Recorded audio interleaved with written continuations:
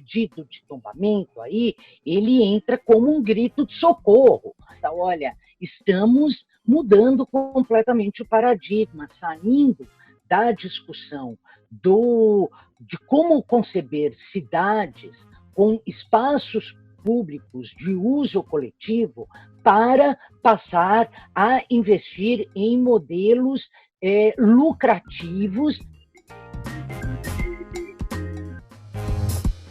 Gisele, nessa edição da Gama, a gente fala de consumo e me chamou muito a atenção o fato do espaço ali do Complexo Esportivo do Ibirapuera, um espaço público de educação e tal, de uso plural, ter uma proposta do governo do estado para dar lugar a mais um shopping, mais um hotel na cidade. O que isso significa em relação aos valores de como se configura a cidade? É o que a gente quer para a cidade, né? Olha, Luara, eu acho que esse projeto do Complexo do Ibirapuera, que envolve uma série de questões do patrimônio histórico, da memória afetiva da cidade, que nós podemos até eventualmente conversar, mas, acima de tudo, do meu ponto de vista, o debate tomou a relevância que está tomando, envolvendo arquitetos, artistas, o público que frequentava os shows, os atletas, num movimento comum, porque ele é um indicador contundente dessa transformação da cidade pensada como uma cidade para todos, que se transforma em uma cidade-empresa, cuja finalidade primeira é o consumo. E nesse contexto, o cidadão passa a ser tratado como consumidor e a cidade passa a ser administrada como um bem a ser consumido por essa massa de consumidores. E a partir do momento que você é consumidor, não necessariamente você tem acesso a tudo, né? Exatamente. A transformação do ginásio, que ocupa, como nós sabemos, uma área nobre da cidade, ao deixar de ser esse espaço público da prática esportiva e do lazer, ele passa também, provavelmente, a restringir determinados acessos. É como se implantasse, junto com esse projeto, um filtro do tipo de população que orbitará e ocupará aquele lugar. É uma dinâmica muito sutil, não diria que é o objetivo principal dessa transformação, mas ela está no pacote, com certeza, essa variável, ela tem que ser considerada. Então, o que significa esse veto ao pedido de tombamento? Que essa concessão à iniciativa privada e esse projeto de privatização e de demolição dos edifícios do complexo pode ser realizada. Os bens estão desprotegidos, eles não estão mais protegidos. Uma outra coisa muito importante para salientar, Luara, nessa discussão, é que a própria instância de ser necessário entrar com um pedido de tombamento é indicativa dessa selvageria. Nunca foi feito pedido de tombamento porque aquilo fica no âmbito do Parque do Ibirapuera e porque o uso do complexo esportivo era não só intenso, como diretamente relacionado às suas funções essenciais. Nós não podemos esquecer que uma série de campeões olímpicos, de atletas de renome brasileiros, treinaram lá. Então, uma das questões que aparece muito recentemente então por que não pediram antes? Não pediram antes porque, a priori, não há nenhuma necessidade de tombar o bem, já que o seu uso é recorrente, o seu uso é diretamente relacionado às suas funções e ele integra um outro âmbito, que é esse do Parque do Ibirapuera, que não é um lugar de pouca relevância na história e na dinâmica urbana da cidade de São Paulo. Então, o pedido de tombamento aí, ele entra como um grito de socorro. Então, olha, estamos mudando completamente o paradigma, saindo da discussão de como conceber cidades com espaços públicos de uso coletivo para passar a investir em modelos lucrativos. Não é um problema com o lucro em si, mas é o problema do lucro que nega o direito à existência de um espaço público. Eu finalizo aqui lembrando que muito se tem discutido a relevância arquitetônica e a inserção desses marcos no Parque do Ibirapuera. Eu mesma insisti aqui algumas vezes nisso, mas o complexo do Ibirapuera é também um marco histórico na história das políticas públicas e, especialmente, das políticas públicas voltadas ao esporte e ao lazer, coisa que, como nós sabemos, se tornou algo lateral no conjunto, né, da política brasileira. E, Gisele, o governador João Dória se referiu ao ginásio do Ibirapuera como velho e ultrapassado, aqui nas palavras dele. Não haveria uma maneira de modernizar o ginásio sem haver uma proposta tão drástica, que é transformar um espaço esportivo em um lugar de consumo? Esse argumento, assim, está velho, está sucateado, então vamos voltar atrás. Por que ele está sucateado? Porque o Estado não investiu neste equipamento.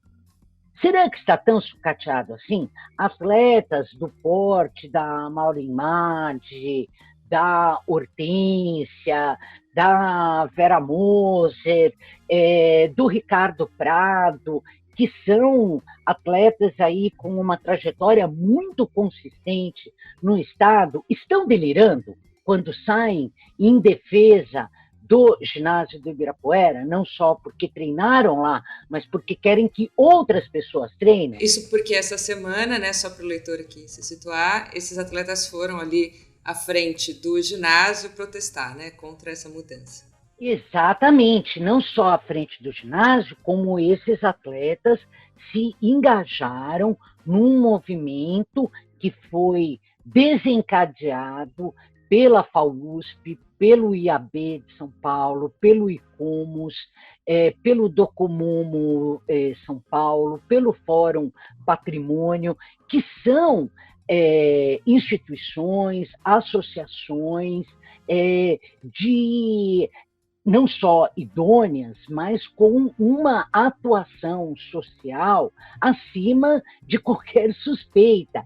E se lançaram a esse movimento e tiveram adesão imediata do Esportes pela Democracia, de uma série de jornalistas esportivos, como Milton Leite, como Juca Kfouri, e que, portanto, foi tomando uma dimensão social que coloca em questão essas afirmações. Então, será que está sucateado mesmo?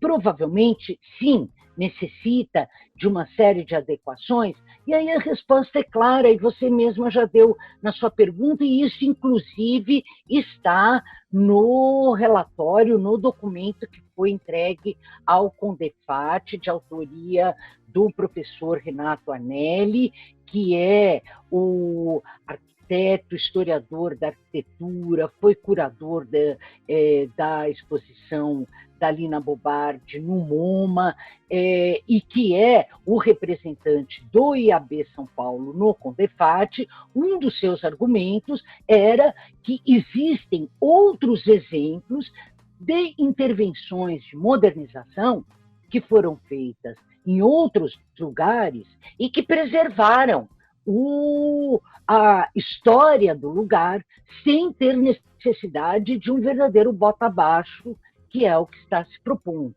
Então, ninguém é contra a modernização, a atualização, as dinâmicas históricas que apontam, óbvio, o presente e o futuro. O que se está colocando em questão é a necessidade desse projeto, as suas motivações e os paradigmas de cidade que ele carrega consigo.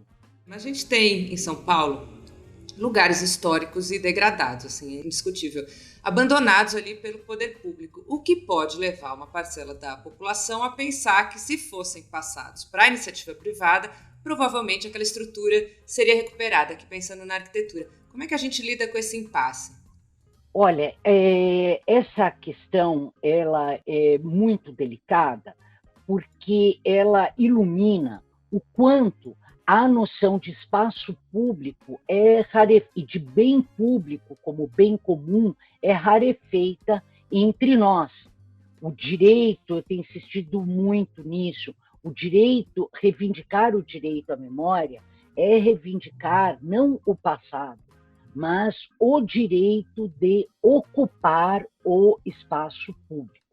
Então, os bens históricos que estão, vários deles, abandonados, maltratados pelo Estado, estão também nessas condições pela maneira como a população se relaciona com eles. E aí entram duas chaves muito importantes de se considerar. Quais patrimônios e quais dizem respeito à história coletiva, que atores sociais estão sendo consagrados nesses patrimônios. A outra é de que maneira nós, com tantos períodos ditatoriais e de autoritarismo que nós vivemos ao longo da história, como é que se constitui a noção de esfera pública, de modo que não é nada fortuito que o bem comum seja muitas vezes tratado como coisa de ninguém, o que é totalmente distinto. Uhum. Bem comum quer dizer que ele é de todos, né? Então, é uma ação em duas mãos, que nós precisamos, nesse momento em que o mundo inteiro discute o colonialismo, as referências históricas que ocupam o espaço urbano, tanto arquitetônicas tanto marcos arquitetônicos quanto monumentos, quais são essas seleções, como elas foram feitas e em que medida elas dialogam com uma história coletiva, com o bem comum, e em que medida elas consagram uma determinada história de poder excludente, né, da população. Então, nesse caso do abandono do patrimônio, eu não sei se eu usaria esse termo, mas dessa indiferença coletiva para com a memória, me parece que isso não pode ser diretamente imputado só ao Estado. Isso é uma via de mão dupla, e é a forma como a cidade foi construída, o Estado brasileiro, em que pilares, né? E a partir de que noções e de que eixos que ele se estrutura. Eu acho também que a gente precisa destacar, Luara, que nós precisamos diferenciar políticas públicas de políticas de governo. Políticas de governo dizem respeito a determinadas gestões. Políticas públicas são propostas em determinadas gestões para continuarem e se articularem e permitirem outras articulações. Por exemplo, o ginásio do Ibirapuera é um ótimo exemplo. Ele constitui uma política pública que, ao longo de mais de 70 anos, vigorou com altos e baixos, mas é um lugar pensado para a população e não uma obra de gestão, certo? Então, a discussão do patrimônio, ela vem sendo feita pelas instâncias responsáveis, porque nós precisamos entender que uma série de pesquisadores, agentes, trabalham nessas áreas e vêm formulando propostas no sentido de tentar engajar a população nessas discussões, mudar os eixos daquilo que é patrimoniável e problematizar aquilo que já está tombado. E, Gisele, para terminar, uma ideia de que quando um bem é tombado, ele não pode mais ser alterado e que, portanto, perde o valor. Um patrimônio tombado, ele não pode ser modernizado, por exemplo? Ser tombado é realmente ficar intocável? Qual a realidade dessa situação? Você tem uma ideia muito equivocada de tombamento como uma coisa do passado, né? Como algo que como um ato do poder público que imobiliza e tira do fluxo do presente e do futuro aquele bem. O patrimônio, sim, ele tem órgãos para fiscalizar como essas mudanças serão feitas, mas admite, óbvio, uma série de modificações, até porque muitas coisas são características contemporâneas que vieram melhorar a inclusão social, como, por exemplo, elevadores para pessoas com deficiência. Isso nos edifícios mais antigos nem sempre é comum. Esse é um exemplo assim, um tanto quanto óbvio, mas certamente muitos bens precisam ser atualizados. E vários são modernizados no sentido de incorporar outras características à sua estrutura original, e isso funciona muito bem, né? Nós temos desde equipamentos, como, por exemplo, o mercado de São Paulo, que foi inteiramente atualizado, né? Já há alguns anos, e não deixou de ser mercado, né? Uhum. Havia uma ideia, na época, nos anos 80, assim, vamos fazer uma restauração e transformar num centro cultural, como se a história do trabalho não fosse suficiente para culturalizar um espaço. Essa ideia, ao final, não vingou e o equipamento foi adequado, modernizado e atualizado e funciona muito bem como um mercado, num lugar apropriado e que, além das suas funções de consumo, né, que são inerentes, né, a um mercado, mas também agregando o seu valor simbólico, histórico e de construção da memória afetiva e social da cidade. Isso é o que mais nos falta, né? Lugares de memória são lugares também do afeto, são lugares que nos afetam e lugares com os quais nós mantemos vínculos pessoais, das nossas histórias particulares e daquilo que elas remetem à história coletiva. É por isso que o ginásio está sendo tão reivindicado pela população em geral. Nós tínhamos assim, um exemplo, abaixo assinado uma petição coletiva de apoio ao pedido do tombamento, que até o dia 30 tinha cerca de 5.500 signatários.